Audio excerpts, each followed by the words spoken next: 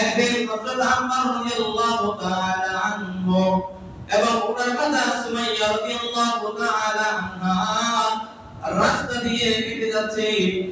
এমন তো অবস্থায় আবু জাহেল আয়েশা আম্মারকে ধরছে, আম্মারের মাতা সুমাইয়া রাদিয়াল্লাহু তাআলা আনহাকে আটকাইছে। আম্মারকে ডাক দিয়ে বলতেছে, আরে আম্মার, ইমাম সারবি নাকি ভয়ঙ্কর কিছু দেখবি? আম্মার রাদিয়াল্লাহু তাআলা আনহু বলতেছে, ভয়ঙ্কর কি দেখাইবা? বলে অনেক ভয়ঙ্কর কিছু দেখাবো, আগে বল ইমাম সারবি কিনা? আম্মার রাদিয়াল্লাহু তাআলা আনহু ডাক দিয়ে বলতেছে, না না, আমি ঈমান ছাড়বো না, আমি ঈমান ছাড়বো না। সাথে সাথে দুইটা কুচি আনা হলো। একটা কুচির মধ্যে আম্মার রাদিয়াল্লাহু তাআলা আনহুকে বাঁধা হলো, আরেকটা কুচির মধ্যে সুমাইয়া রাদিয়াল্লাহু তাআলা আনহাকে বাঁধা হলো। এমন অবস্থায় ডাক দিয়ে বলতেছে, হে আম্মার, ঈমান ছাড়বি কিনা? বলে না না, ঈমান ছাড়বো না। তখন আবু জাহেল ডাক দিয়ে বলতেছে, যদি ঈমান না ছাড়ো, তোর মায়ের জামা কাপড় গুলো তোর সামনে খুলবো।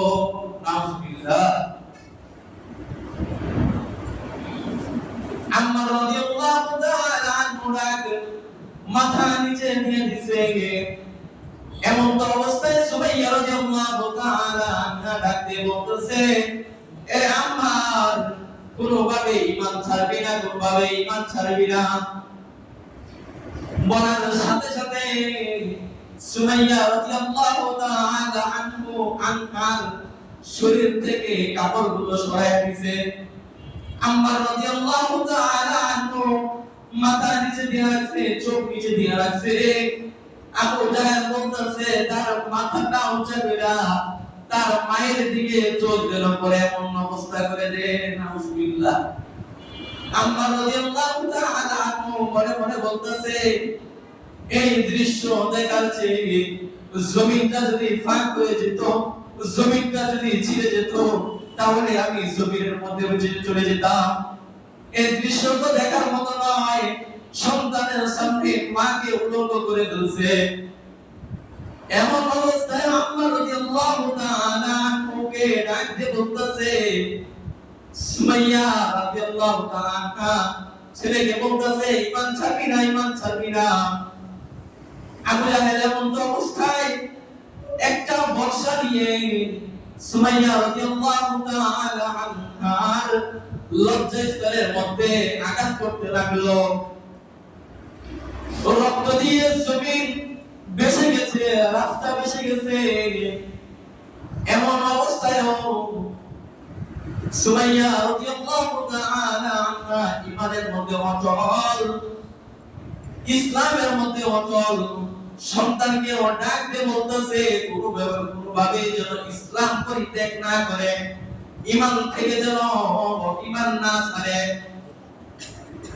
পরিশেষে সুমাইয়া রাদিয়াল্লাহু তাআলা আনহা ডাক দিয়ে বলতেছে, এ আম্মা,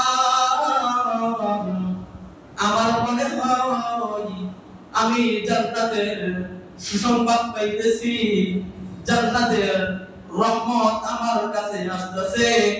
আমি হয়তো দুনিয়া থেকে এখনই বিদায় নিব, দুনিয়া থেকে আমি চলে যাব, আমি শহীদি মর্যাদা লাভ করব।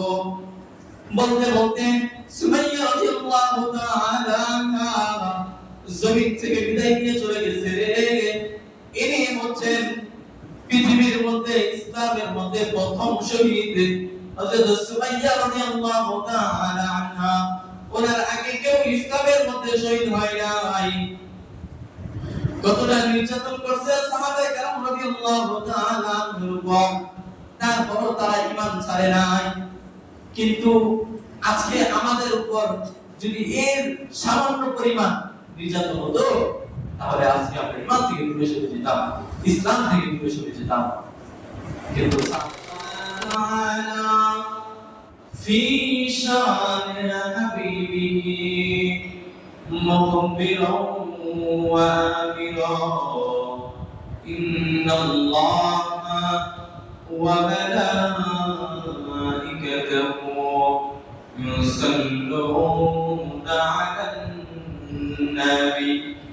يا أيها الذين آمنوا صلوا عليه وسلموا تسليما. اللهم صل على محمد وعلى آل محمد كما صليت على إبراهيم وعلى آل إبراهيم إنك حميد مجيد. اللهم بارك على محمد وعلى آل محمد كما باركت على إبراهيم وعلى آل إبراهيم إنك حميد مجيد.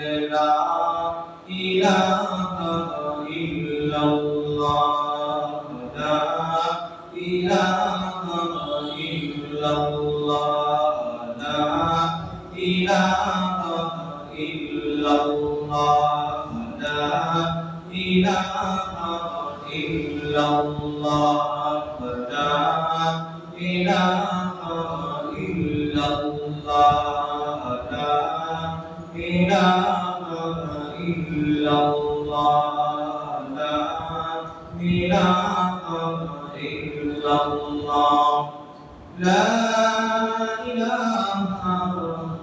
إلا الله محمد رسول الله. زيارت مدینہ زیارت مدینہ عاشقوں کی تمنا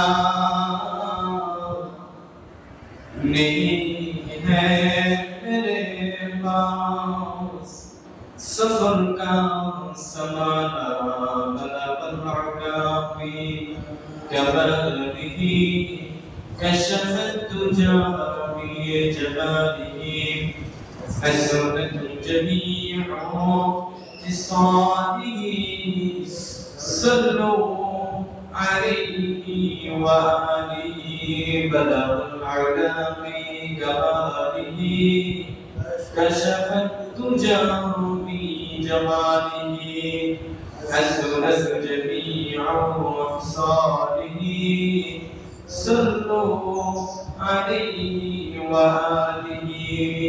عشق محبوب خدا عشق محبوب خدا جس دل پہ حاصل نہیں لاکھوں مومن کو مگر ایمان پہ کامل نہیں. بلغ العلا في كماله كشف الدجى بجماله حسنت جميع خصاله صلوا عليه وآله. رہے میرے مسکن رہے میرے مسکن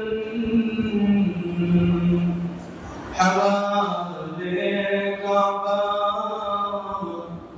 بنے مدفن دیار مدینہ بلغ العلا في كماله كشف الدجى في جماله حسنت جميع خصاله صلوا عليه وآله. الحمد لله শুকরিয়া যে রব্বে করিম আল্লাহ তাআলা আমাদেরকে হায়াতে বাঁচিয়ে রেখেছেন, মুসলমানের ঘরে মুসলমান বানিয়েছেন, আশরাফুল মাখলুকাত হিসেবে আমাদেরকে সৃষ্টি করেছেন এবং দুনিয়ার মধ্যে অগণিত অসংখ্য মুসলমান রয়েছে, অনেক অবাক মুসলমান রয়েছে শুক্রবার দিন পবিত্র দিন, আগে আগে মসজিদে আসার কথা ছিল, কিন্তু এখনো অনেকে বাহিরে ঘোরাফেরা করতেছে, চায়ের দোকানে আড্ডা দিচ্ছে, রাস্তাঘাটে ঘোরাফেরা করতেছে, বাজারে ঘোরাফেরা করতেছে, বিছানার মধ্যে শুয়ে আছে। আবার অনেকে এখনো নামাজ পড়বো, আগে খানাটা খাইয়া এরপর আসলে নামাজ পড়ার জন্য। ওই সমস্ত কপালপোড়াদের থেকে আল্লাহ পাক রব্বুল আলামিন আমাদেরকে পছন্দ করেছেন বিদায় আমরা মসজিদে আসতে পারছি। আল্লাহ পাক রব্বুল আলামিনের দরবারে শুকরিয়াদার হিসাবে জবানটা খুলে ঈমানি আওয়াজে শিখরে নেয় গর্জন দিয়ে বলি আলহামদুলিল্লাহ। মুহতারাম হাজিরিন, গত শুক্রবার আলোচনা করেছিলাম হযরত উবাইদ রাদিয়াল্লাহু তাআলা আনহুর উপর নির্মম নির্যাতনের কথা এবং রাসূলুল্লাহ সাল্লাল্লাহু আলাইহি ওয়াসাল্লামের উপর নির্যাতন হয়েছে এ বিষয়ে গত সপ্তাহে কিছু আলোচনা করার চেষ্টা করেছিলাম।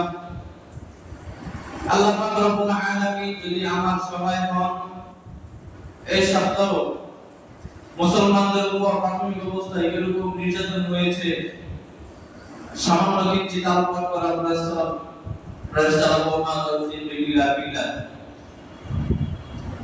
মুহতারাম হাজিরিন, গত শুক্রবারে পরিশেষে আল্লাহর নবীর সাহাবী হযরত হুবাইব রাদিয়াল্লাহু তাআলা আনহু এর উপর যে নির্যাতন হয়েছিল, কত নির্যাতন করছে কাফেররা, কিন্তু হুবাইব রাদিয়াল্লাহু তাআলা আনহু ইসলাম থেকে, ঈমান থেকে পিছপা হন নাই, আল্লাহ পাক রব্বুল আলামিনের সাথে শিরক করেন নাই। পরিশেষে কাফেররা হযরত হুবাইব রাদিয়াল্লাহু তাআলা আনহুকে একটা প্রস্তাব দিয়েছিল, যে প্রস্তাবটা হচ্ছে, তুমি যদি তোমার নবী মুহাম্মদুর রাসূলুল্লাহ সাল্লাল্লাহু আলাইহি ওয়াসাল্লামকে গালি দিতে পারো, তাহলে আমরা তোমার জীবনকে ভিক্ষা দিব। হযরত হুবাইব রাদিয়াল্লাহু তাআলা তখন উত্তর দিয়েছিল, নবী মুহাম্মদুর রাসূলুল্লাহ সাল্লাল্লাহু আলাইহি ওয়াসাল্লামকে গালি দেওয়ার মাধ্যমে আমাকে আপনারা জীবন ভিক্ষা দিবেন, এই জীবন আমি চাই না। এর চেয়ে ভালো আপনারা আমাকে শহীদ করে দেন, হত্যা করে ফেলেন। নবী মুহাম্মদুর রাসূলুল্লাহ সাল্লাল্লাহু আলাইহি ওয়াসাল্লাম মক্কার কাফেরদের নির্যাতন শিকার হচ্ছেন। নির্যাতনের এক পর্যায়ে নবী মুহাম্মদুর রাসূলুল্লাহ সাল্লাল্লাহু আলাইহি ওয়াসাল্লাম তায়েফ যাওয়ার চিন্তা ভাবনা করলেন। নবী মুহাম্মদুর রাসূলুল্লাহ সাল্লাল্লাহু আলাইহি ওয়াসাল্লাম চিন্তা করলেন, আমি মক্কার মানুষদেরকে, কুরাইশ গোত্রের লোকদেরকে, বনু হাশিম গোত্রের লোকদেরকে, অন্যান্য গোত্রের লোকদেরকে আমি ঈমানের দাওয়াত দিয়েছি, কিন্তু তারা ঈমান আনে নাই। তারা আমার উপর অত্যাচার করছে, আমার উপর নির্যাতন করছে।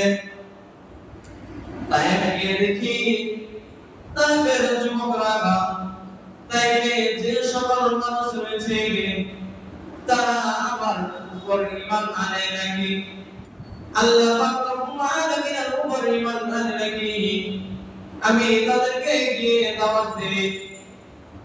বিশ্বনবী রাহমাতুল লিল আলামিন তাইফের ময়দানে চলে গেলেন।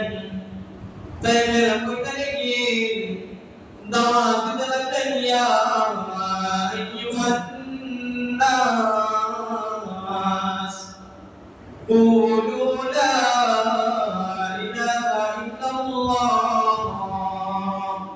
তুফলিহুন, তোমরা এক আল্লাহ পাক রব্বুল আলামিনের উপর ঈমান আনো এবং আমি মুহাম্মদুর রাসূলুল্লাহ সাল্লাল্লাহু আলাইহি ওয়াসাল্লামকে তোমরা শেষ নবী হিসেবে মানো। নবী মুহাম্মদুর রাসূলুল্লাহ সাল্লাল্লাহু আলাইহি ওয়াসাল্লাম যখন তায়েফের গলিতে গলিতে দাওয়াত দিতে লাগলেন, তখন তায়েফের যুবকরা, তায়েফের বৃদ্ধরা, তায়েফের ছোট ছোট বাচ্চারা নবী মুহাম্মদ রাসূলুল্লাহ সাল্লাল্লাহু আলাইহি ওয়াসাল্লামের পিছনে লেগে গেছে। নবী মুহাম্মদ রাসূলুল্লাহ সাল্লাল্লাহু আলাইহি ওয়াসাল্লামকে পাগল বলতে লাগলো। মক্কার কাফেররাও নবী মুহাম্মদ রাসূলুল্লাহ সাল্লাল্লাহু আলাইহি ওয়াসাল্লামকে কাফের বলতো।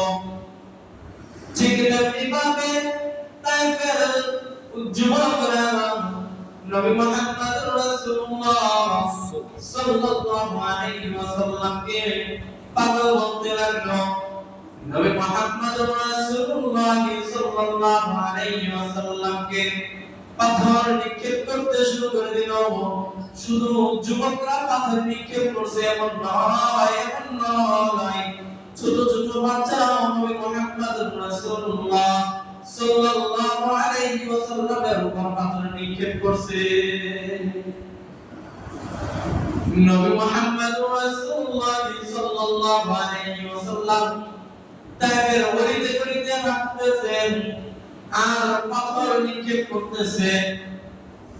এমন অবস্থায় নবী মুহাম্মদ রাসূলুল্লাহ সাল্লাল্লাহু আলাইহি ওয়াসাল্লামের সাথে নবী মুহাম্মদ রাসূলুল্লাহ সাল্লাল্লাহু আলাইহি ওয়াসাল্লামের পুত্র যায়েদ ইবনে হারেসা ছিল।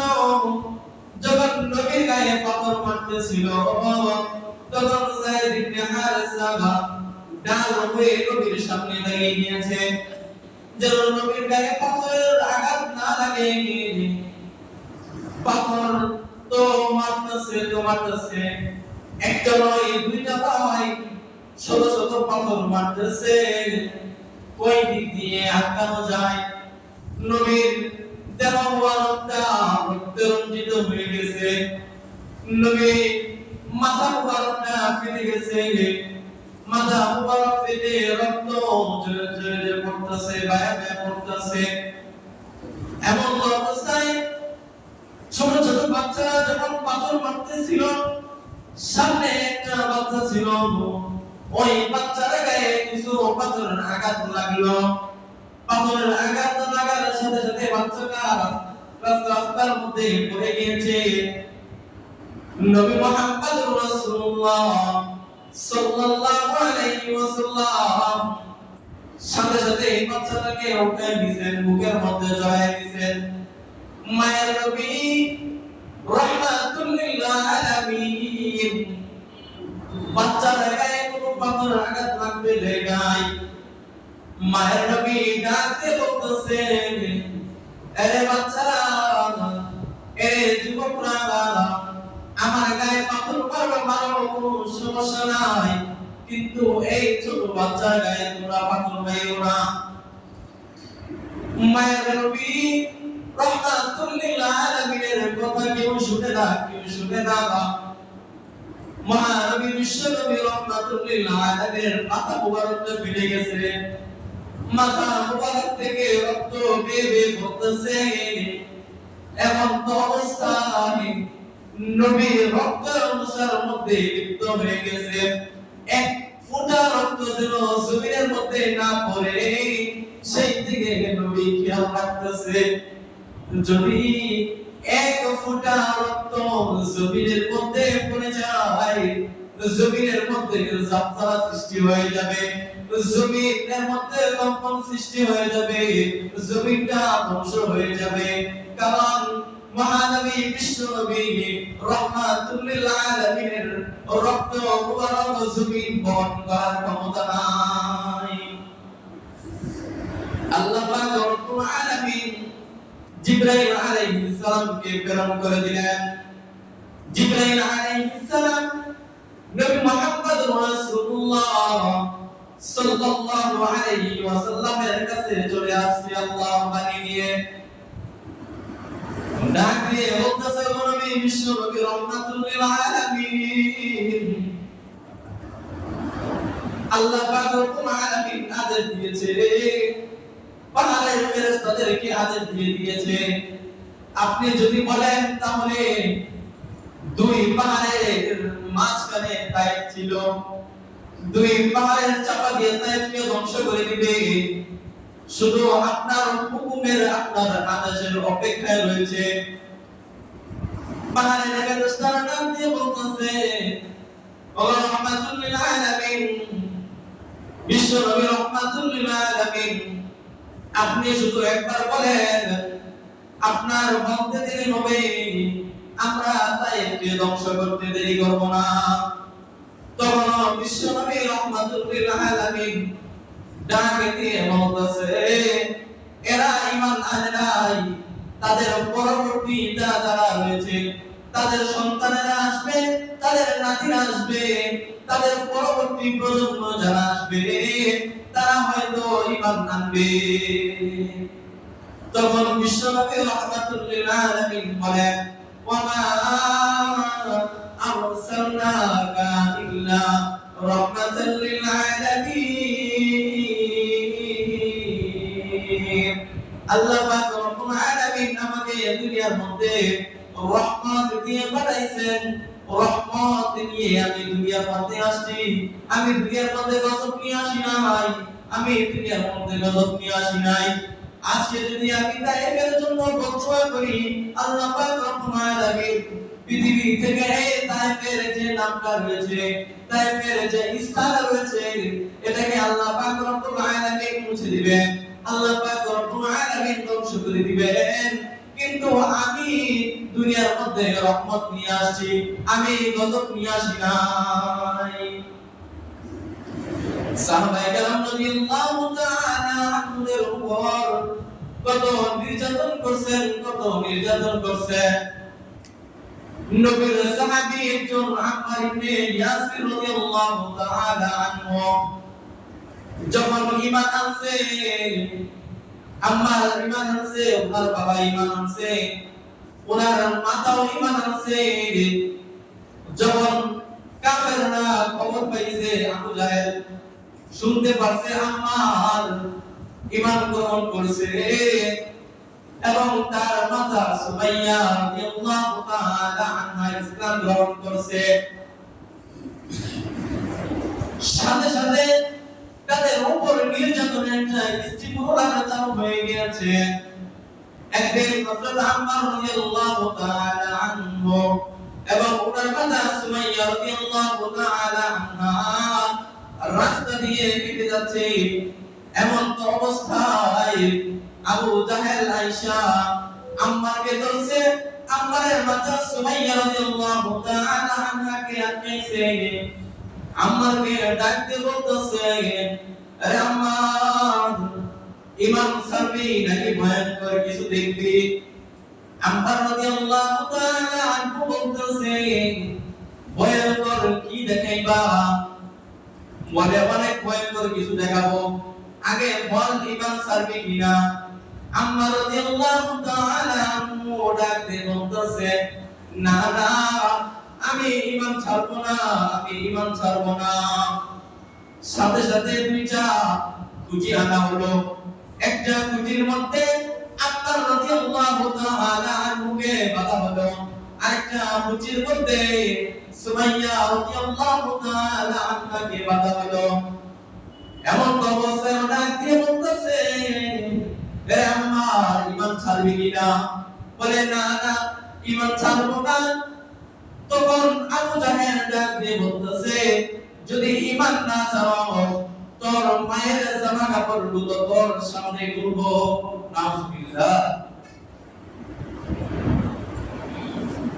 আম্মার রাদিয়াল্লাহু তাআলা আনহু মাথা নিচে দিয়ে দিছে। এমন তো অবস্থায় সুমাইয়া রাদিয়াল্লাহু তাআলা আনহা ডাক দিয়ে বলতেছে, এ আম্মার, কোনোভাবে ঈমান ছাড়বি না, কোনোভাবে ঈমান ছাড়বি না। বলার সাথে সাথে সুমাইয়া রাদিয়াল্লাহু তাআলা আনহার শরীর থেকে কাপড়গুলো সরায় দিয়েছে। আম্মার রাদিয়াল্লাহু তাআলা আনহু মাথা নিচে দিয়ে রাখছে, চোখ নিচে দিয়ে রাখছে। আবু জাহেল বলতেছে, তার মাথাটা উঁচা কইরা তার মায়ের দিকে চোখ দিল পরে এমন অবস্থা করে দেন নাউজুবিল্লাহ। আম্মা রাদিয়াল্লাহু তাআলা আনহু মনে মনে বলতেছে এই দৃশ্য দেখার চেয়ে জমিনটা যদি ফাঁক হয়ে যেত, জমিনটা যদি ছিঁড়ে যেত, তাহলে আমি জমিনের মধ্যে চলে যেতাম। এই দৃশ্য তো দেখার মতো নয়। সন্তানের সামনে মাকে উলঙ্গ করে ফেলছে। এমন অবস্থায় আম্মা রাদিয়াল্লাহু তাআলা আনহুকে ডাক দিয়ে বলতেছে, সুমাইয়া রাদিয়াল্লাহু তাআলা ছেলেকে বলতেছে, ঈমান ছাড়বি না, ঈমান ছাড়বি না। আবু জাহেল এমন অবস্থায় একটা বর্ষা নিয়ে সুমাইয়া রাদিয়াল্লাহু তাআলা আনহার লজ্জাস্থলের মধ্যে আঘাত করতে লাগলো। রক্ত দিয়ে জমিন বেশে গেছে, রাস্তা বেশে গেছে। এমন অবস্থায় সুমাইয়া রাদিয়াল্লাহু তাআলা আনহা ঈমানের মধ্যে অটল, ইসলামের মধ্যে অটল। সন্তানকে ডাক দিয়ে বলতেছে কোনোভাবে যেন ইসলাম পরিত্যাগ না করে, ঈমান থেকে যেন ঈমান না ছাড়ে। পরিশেষে সুমাইয়া রাদিয়াল্লাহু তাআলা আনহা ডাক দিয়ে বলতেছে, এ আম্মা, আমার মনে হয় আমি জান্নাতের সুসংবাদ পাইতেছি, জান্নাতের রহমত আমার কাছে আসতেছে। আমি হয়তো দুনিয়া থেকে এখনই বিদায় নিব, দুনিয়া থেকে আমি চলে যাব, আমি শহীদি মর্যাদা লাভ করব।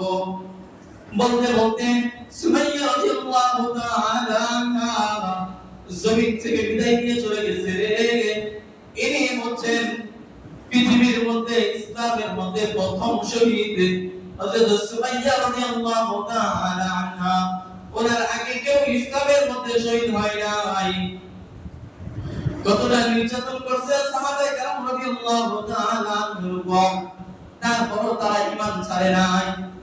কিন্তু আজকে আমাদের উপর যদি এর সামান্য পরিমাণ নির্যাতন হতো, তাহলে আজকে আমরা ঈমান থেকে দূরে সরে যেতাম, ইসলাম থেকে দূরে সরে যেতাম। কিন্তু সাহাবায়ে কেরাম রাদিয়াল্লাহু তাআলা আনহু নবী মুহাম্মদুর রাসূলুল্লাহ সাল্লাল্লাহু আলাইহি ওয়াসাল্লামের উপর কতটা নির্যাতন করছে মক্কার কাফেররা, একটু চিন্তা করে দেখেন। ওই হিসাবে আমরা বর্তমানে অনেক আগে রয়েছি, অনেক শান্তিতে রয়েছি। মক্কা মদিনায় যারা গিয়েছেন, ওখানে গেলে বুঝবেন কেমন রহমত,